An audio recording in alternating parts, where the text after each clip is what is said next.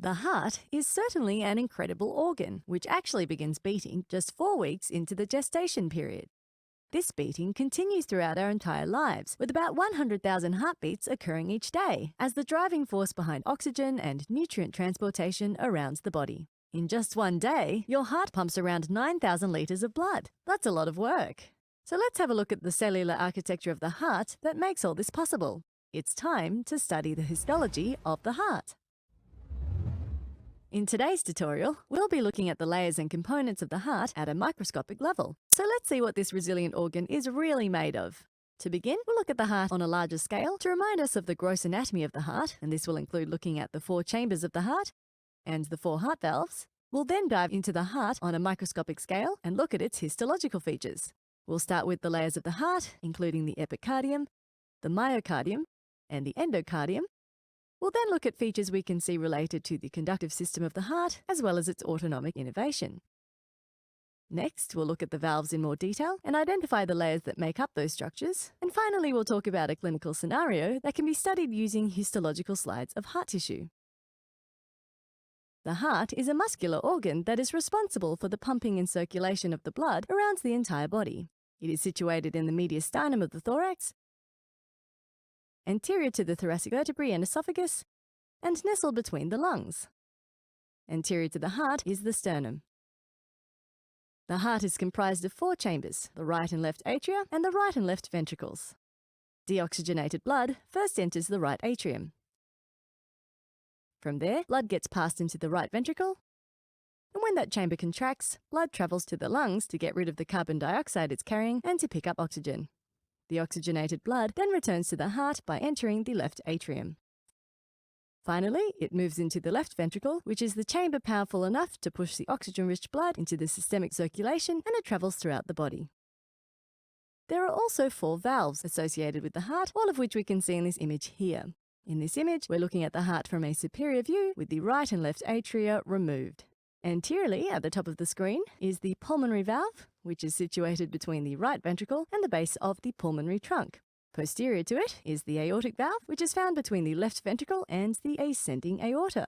On the left of the screen and on the left side of the heart is the left atrioventricular valve, also known as the mitral or bicuspid valve, and it's found at the junction between the left atrium and the left ventricle. And finally, on the right is the right atrioventricular valve, also referred to as the tricuspid valve, which is located between the right atrium and the right ventricle. And we'll discuss the heart valves in more detail later on in the tutorial.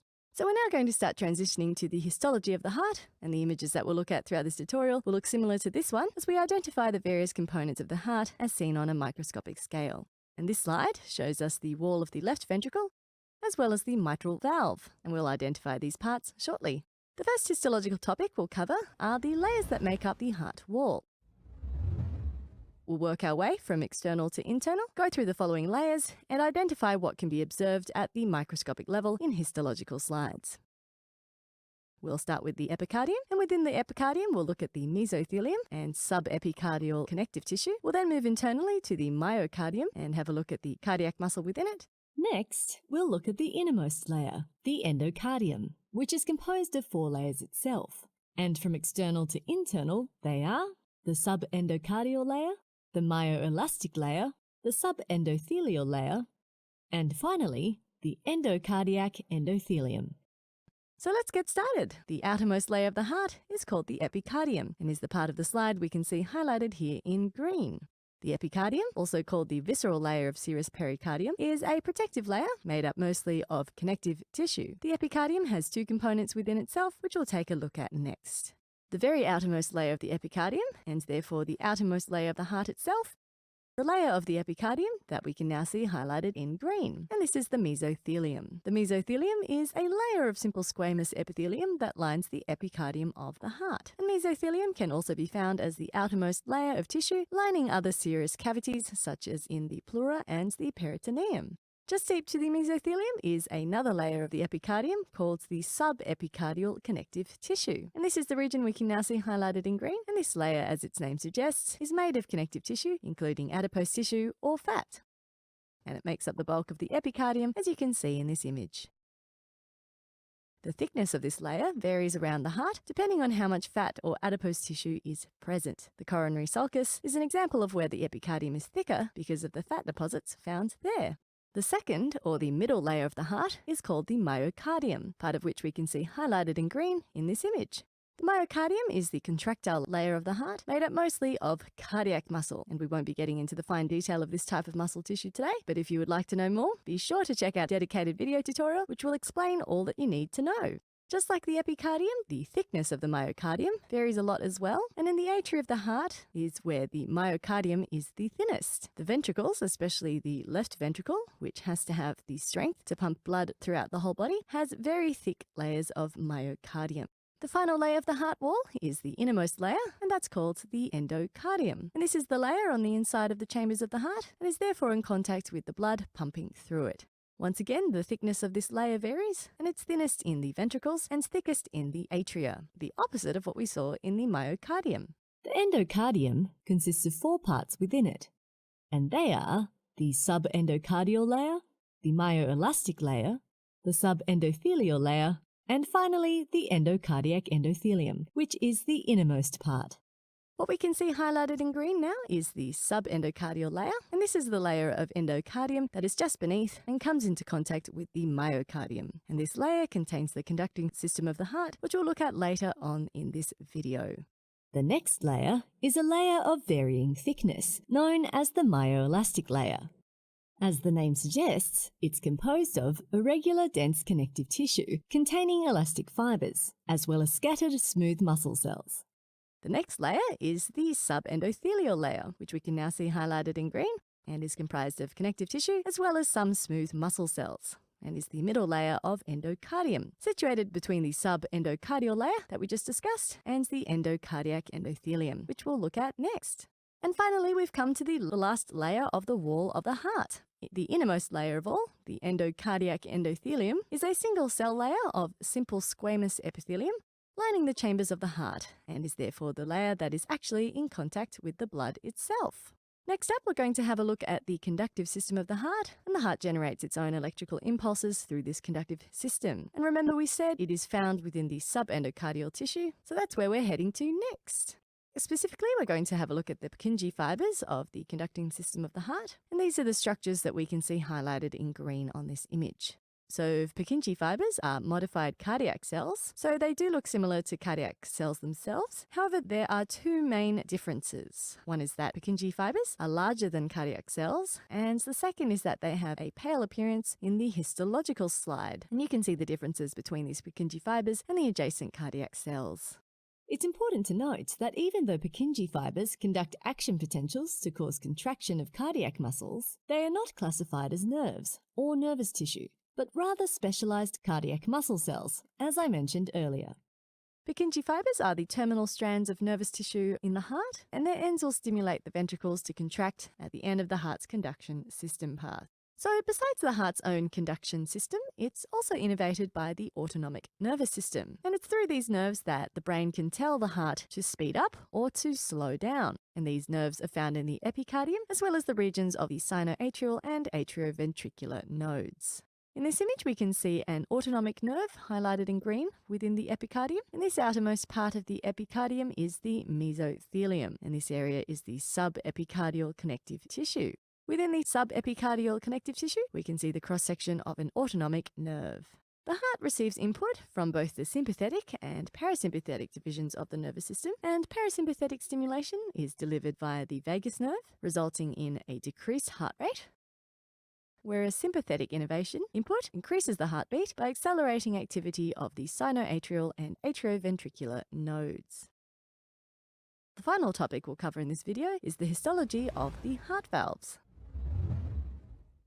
We'll start more generally by looking at a valve cusp as a whole, and this highlighted green projection off of the heart wall is a cusp of the aortic valve, and this is the valve that is situated between the left ventricle and the ascending aorta. This image on the right shows a superior view of the heart with the entire aortic valve highlighted in green, and remember this valve, along with the pulmonary valve, is a semilunar valve and consists of 3 cusps or leaflets. The valve cusp in this image is a cusp of the mitral valve, also known as the left atrioventricular or bicuspid valve, and this valve is between the left atrium and the left ventricle, and as its name suggests, it is made of two cusps. And as we look at the different parts of the cusp, we'll be looking at this image of a mitral valve cusp. What we can see highlighted in this image is the annulus fibrosus of the mitral valve, and there are 4 annuli fibrosi in the heart, 1 for each valve. And these structures are the openings in the cardiac skeleton that support the heart valves themselves. So we see the annulus fibrosus in this area between the valve cusp and the heart wall. It should be noted that the term cardiac skeleton refers to the fibrous framework of dense connective tissue that passes transversely through the heart, anchoring the heart valves, and thereby forming the 4 annuli fibrosi, and providing attachment for the atrial and ventricular myocardium. The cardiac skeleton also functions as an insulator in that it electrically insulates the atria from the ventricles of the heart.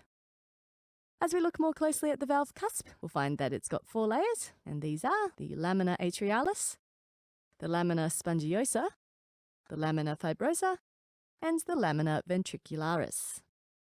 The layer on the atrial side of the cusp is called the lamina atrialis, and this layer is mostly formed by elastic and collagen fibers and continuous with the subendocardial layer. And it's covered by a layer of endothelial cells, which are in contact with the blood circulating through the atrium. The layer of the mitral valve cusp that we can see highlighted here is the lamina spongiosa, and this layer is made up of loose connective tissue as well as some collagenous fibers.